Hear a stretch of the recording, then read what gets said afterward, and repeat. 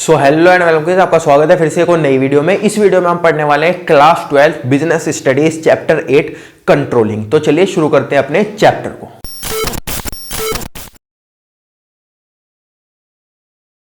अब स्टार्ट करते हैं कंट्रोलिंग से। देखो, आपने एक प्लान बनाया कि 1 2 3 4 5 6 7 सोन इन तारीखों में ये चीजें करता चला जाऊंगा, इससे मेरी पढ़ाई होती चली जाएगी, ठीक है। लेकिन 1 2 3 4 दिन करने के बाद आपने देखा कि यार ये प्लान ना बहुत ज्यादा लेंदी है। इसके अंदर मैंने क्या किया है, पहले दिन मैंने कुछ ज्यादा ही सामान डाल दिया है, दूसरे दिन कुछ ज्यादा ही डाल दिया है, मैं इसको कंप्लीट ही नहीं कर पा रहा एक दिन में। तो आपने क्या किया, आपने थोड़े दिनों बाद देखा कि यार मेरा प्लान ना एक्यूरेट नहीं है, इसको एक्यूरेट करता हूं। दूसरी चीज आप अपने प्लान के साथ क्या कर सकते हो, आप देख सकते हो कि मैं अकॉर्डिंग टू प्लान चल रहा हूं या नहीं चल रहा। अगर 1 तारीख को मैंने एक चैप्टर बोला था तो वो मैंने किया या नहीं किया, उसको हम क्या बोलते हैं, उसको हम कंट्रोलिंग बोलते हैं। आप एक प्लान बनाते हो, उसके अकॉर्डिंग आप चलते हो। अब बीच में प्लान के अंदर कुछ दिक्कतें आएंगी, उसको आप ठीक करते चले जाओगे। और दूसरी चीज प्लान के अंदर क्या होगी, आप या तो उससे कंप्लीट कर पाओगे या फिर नहीं कर पाओगे। कंप्लीट कर पा रहे हो तो ठीक है, नहीं कर पा रहे हो तो आप देखोगे कि क्यों नहीं कर पा रहे, उसको हम बोलते हैं कंट्रोलिंग। कंट्रोलिंग के डेफिनेशन देखते हैं। Controlling mean ensuring that activities in an organization के अंदर जो एक्टिविटीज हो रही हैं वो are performed as per plan, वो परफॉर्म की जा रही है एज पर प्लान या नहीं, उसको हम बोलते हैं कंट्रोलिंग। इसके इंपॉर्टेंस क्या होते हैं, एकम्प्लिशमेंट ऑर्गेनाइजेशनल गोल, ऑर्गेनाइजेशन गोल को अचीव करने में ये हमारी हेल्प करता है। Judging accuracy of standards, standards क्या होते हैं, सपोज हमने कहा कि हम जैन के मंथ में 2000 करोड़ की क्या करेंगे, cell.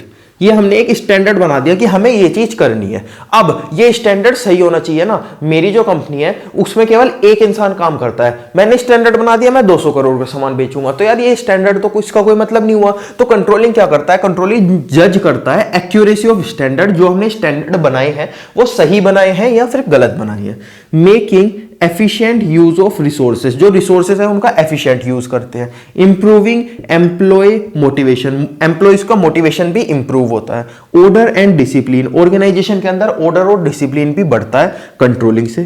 Facilitating coordination in action, जो भी हमारे लोग हैं वो एक दूसरे के साथ मिलजुल कर अच्छे से काम करने लगते हैं, किसकी वजह से, कंट्रोलिंग की वजह से। इसकी लिमिटेशंस देखते हैं क्या क्या इसके अंदर बेकार चीजें हैं। डिफिकल्टी इन क्वांटिटेटिव स्टैंडर्ड्स, जो हमारी क्वांटिटेटिव स्टैंडर्ड्स है, जैसे हमने यहाँ पे 200 करोड़ बनाया था, अब ये सही भी हो सकता है गलत भी हो सकता है। भाई मैंने यही तो किया है, स्टैंडर्ड ही तो बनाया है। मैंने सोचा कि 1 महीने बाद तक ना मैं इतनी पढ़ाई कर लूंगा, मैंने स्टैंडर्ड ही तो बनाया है, हो सकता है कि मैं कर पाऊं, हो सकता है नहीं कर पाऊं। तो ये स्टैंडर्ड कभी कभी हमसे क्या होता है, गलत बन जाते हैं। Little control on external factor, अब देखो मुझे कंट्रोलिंग के अंदर कंट्रोल रखना है अपने प्लान पे, पर मैं खुद क्या कर रहा हूं उसके ऊपर तो मैं कंट्रोल रख सकता हूं, बाहर वाला क्या कर रहा है उसके ऊपर मैं कंट्रोल कैसे रखूं। मैं अपने एम्प्लॉइज के ऊपर कंट्रोल रख लूंगा, पर मैं अपने कॉम्पिटिटर्स के ऊपर कंट्रोल कैसे रखूं, मैं कस्टमर्स के ऊपर कंट्रोल कैसे रखूं। तो इसके अंदर थोड़ी सी डिफिकल्टी हमारे पास आ जाती है। रेसिस्टेंस फ्रॉम एम्प्लॉइज, एम्प्लॉइज भी कभी कभी थक जाते हैं। अब सपोज एक एम्प्लॉय एक दिन में केवल 1000 यूनिट बना सकता है, मेरा प्लान के अकॉर्डिंग मुझे 2000 यूनिट बनानी है, तो मैं क्या करूं, तो एम्प्लॉय के ऊपर भी इफेक्ट आएगा। कॉस्टली अफेयर्स, मतलब इसके अंदर हमारी कॉस्ट भी कभी कभी क्या हो जाती है, इंप्रूव।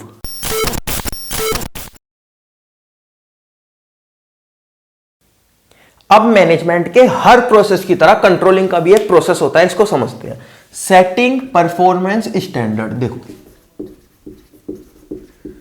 प्रोडक्शन करना था मेरे को, मैंने देख लिया कि मैं ना 100 यूनिट प्रोड्यूस करूंगा, मैंने अपना स्टैंडर्ड एक सेट कर लिया, ठीक है। अब मेजरिंग एक्चुअल परफॉर्मेंस, अब एक्चुअल परफॉर्मेंस मेरी क्या आई, 90। मैंने देखा कि मैंने 100 प्रोड्यूस करनी थी, ये स्टैंडर्ड सेट किया था, लेकिन मैं प्रोड्यूस कितनी कर पाया, बस 90। अब मैं कंपेयरिंग करूंगा एक्चुअल को स्टैंडर्ड के साथ, यानी कि मैं 10 यूनिट से शॉर्ट रह गया, 10 यूनिट कम प्रोड्यूस की मैंने। अब एनालाइज करूंगा डेविएशन, ये जो 10 आई है इसका रीजन क्या है, इसका रीजन क्या है। रीजन 2 हो सकते हैं। क्रिटिकल पॉइंट कंट्रोल, मतलब सारी की सारी एक्टिविटीज जितनी भी ऑर्गेनाइजेशन के अंदर हो रही हैं उसके अंदर दिक्कत है, या फिर मैनेजमेंट बाय एक्सेप्शन, यानी कि सिर्फ कुछ एक्टिविटीज की वजह से ये रीजन या फिर ये डेविएशन आया। क्रिटिकल पॉइंट मतलब ऑल एक्टिविटीज, और मैनेजमेंट बाय एक्सेप्शन मतलब फ्यू, मतलब कुछ एक्टिविटीज की वजह से ये आया। अब टेकिंग करेक्टिव एक्शन, ये आया 10 यूनिट का अगली बार नहीं आना चाहिए, इसीलिए मैं क्या लूंगा, इसका ले लूंगा एक्शन कि अगली बार मेरी ये 10 यूनिट की डेविएशन ना आए।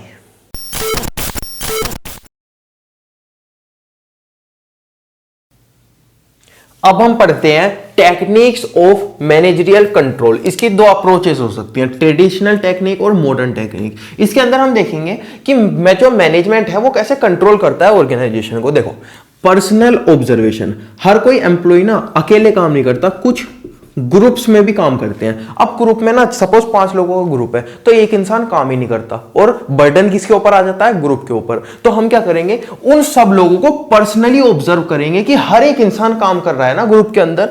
इसके बाद स्टैटिस्टिकल रिपोर्ट, मतलब कि सपोज ईयर 1 के अंदर हमने क्या किया, हमने 100 यूनिट सोल्ड की, ईयर 2 के अंदर हमने 90 यूनिट सोल्ड की, ईयर 3 के अंदर हमने 110 यूनिट सोल्ड की। तो ये जो हमारे पास डाटा है इसके हिसाब से हम कंट्रोल कर सकते हैं। Break even analysis, break even point किसे बोलते हैं, जब टोटल कॉस्ट टोटल सेल के इक्वल हो जाती है तो उसको हम ब्रेक इवन पॉइंट बोलते हैं, मतलब प्रॉफिट जीरो और लॉस भी जीरो। तो अगर हम ब्रेक इवन पॉइंट से ऊपर है तो हमें प्रॉफिट होता चला जाएगा, अच्छी बात है। ब्रेक इवन पॉइंट से नीचे है तो हमें लॉस होता चला जाएगा, वो बुरी बात है। उस हिसाब से हम कंट्रोल कर सकते हैं। बजटरी कंट्रोल, हमने बजट बनाया था कि इस साल बस हम 100 करोड़ रुपीस खत्म करेंगे। अगर 100 करोड़ रुपीस खत्म करके हमारा प्लान अचीव हो जाता है तो अच्छी बात है, और नहीं हो पाता तो गलत बात है। इसके बाद मॉडर्न अप्रोच क्या दिया, मॉडर्न अप्रोच बोल दिया भाई इन सब चीजों को तुम रहने दो। रिटर्न ऑन इन्वेस्टमेंट, जो मैंने बिजनेस के अंदर अपना पैसा इन्वेस्ट किया है उसके ऊपर अगर मुझे प्रॉफिट हो रहा है तो सही है, और नहीं हो रहा तो कुछ करो, कंट्रोल करो, कुछ भी करो, लेकिन मुझे प्रॉफिट बना के दो, ये बोलती है मॉडर्न टेक्निक।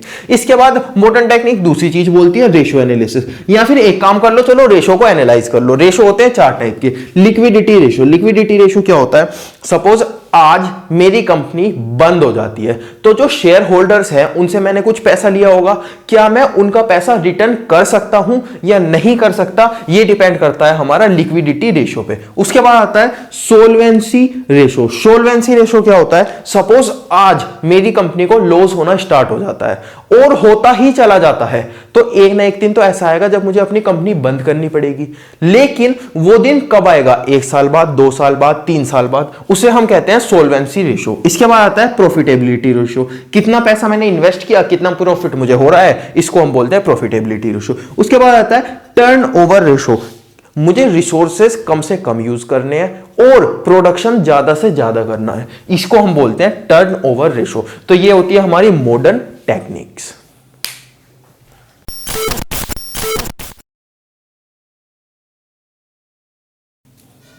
अब अगला टॉपिक हमारे पास आता है रिस्पॉन्सिबिलिटी अकाउंटिंग। इसके अंदर हम क्या करते हैं, हम जितनी भी ऑर्गेनाइजेशन है उसके अंदर जितनी भी एक्टिविटीज हो रही हैं उनको डिवाइड कर देते हैं छोटे छोटे पार्ट्स में। वो पार्ट कौन से होते हैं, कॉस्ट सेंटर की कॉस्ट हमारी ज्यादा हो रही है या कम हो रही है। उसके बाद रिवेन्यू सेंटर की रिवेन्यू हमारा कम है या ज्यादा है, रिवेन्यू मतलब सेल्स करके जो हमने पैसे कमाए हैं वो कम है या ज्यादा है। उसके बाद प्रॉफिट सेंटर, प्रॉफिट कम है या फिर लॉस है या फिर कुछ भी प्रॉफिट नहीं है, वो सब कुछ। उसके बाद इन्वेस्टमेंट सेंटर कि हमने कितना इन्वेस्ट किया है और उसके ऊपर कितना हमें रिटर्न मिला। तो इस हिसाब से हम देख सकते हैं कि हमारे ऑर्गेनाइजेशन के अंदर हमारा कंट्रोल कैसा है। इसके बाद आता है मैनेजमेंट ऑडिट। मैनेजमेंट ऑडिट क्या करता है, जो ऑर्गेनाइजेशन है उसकी जो एक्टिविटीज है उसको केवल एक पार्ट में बांटता है और उसके ऊपर काम करता है। यहां पे हमने क्या किया था, अलग अलग डिवाइड कर दिया था, लेकिन यहां पे हम सिर्फ एक पार्ट में बांटकर उसके ऊपर काम करेंगे। इसमें आता है प्रेजेंट एंड पोटेंशियल। सबसे पहले हम ये चीज देखेंगे कि हमारा पोटेंशियल कितना है। सपोज मेरा पोटेंशियल है 100 यूनिट बनाने का, पर मैं बना कितना रहा हूं, मैं 50 यूनिट बना रहा हूं। तो मुझे अपने पोटेंशियल को अपने प्रेजेंट से मैच करना है, प्रेजेंट एंड पोटेंशियल। उसके बाद इंप्रूव कंट्रोल। कंट्रोल अगर मेरा नहीं है अपने एम्प्लॉइज के ऊपर, अपनी ऑर्गेनाइजेशन के अंदर, तो कंट्रोल बढ़ाना है। इंप्रूव कोऑर्डिनेशन, सब लोग एक दूसरे के साथ मिलकर अगर काम नहीं कर रहे तो उन्हें एक दूसरे के साथ मिलकर काम करना पड़ेगा। इसके बाद अपडेट पॉलिसीज। हो सकता है मेरी ऑर्गेनाइजेशन की पॉलिसीज कम पुरानी हो गई हो, मेरे कॉम्पिटिटर्स नई पॉलिसी लेकर आ गए हो, तो मेरे को भी अपनी पॉलिसी क्या करनी पड़ेगी, अपडेट करनी पड़ेगी।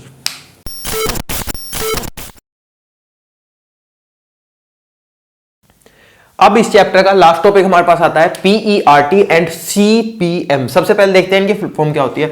Programme evaluation and review technique, और सीपीएम की क्या होती है, क्रिटिकल पाथ मेथड। इसे हम यूज कहां करते हैं, जहां पे हमारे पास कॉन्टेक्ट होता है जिसके अंदर डाइवर्स एक्टिविटी यानी कि बहुत सारी एक्टिविटीज होती है। जैसे एक घर बनाने का कॉन्ट्रैक्ट हो सकता है, एक बिल्डिंग बनाने का कॉन्ट्रैक्ट हो सकता है, रेनोवेशन करने का कॉन्ट्रैक्ट हो सकता है, जिसके अंदर हमारे पास बहुत सारी एक्टिविटीज होगी और एक टाइम बाउंडेड भी होगा, मतलब एक पर्टिकुलर टाइम के अंदर हमें उसे कंप्लीट करके दूसरे को देना पड़ेगा। इसके अंदर कुछ स्टेप आते हैं। प्रोजेक्ट डिवाइडेड इनटू एक्टिविटीज, एक बड़ा सा प्रोजेक्ट है उसे छोटी छोटी एक्टिविटीज के अंदर डिवाइड कर लो।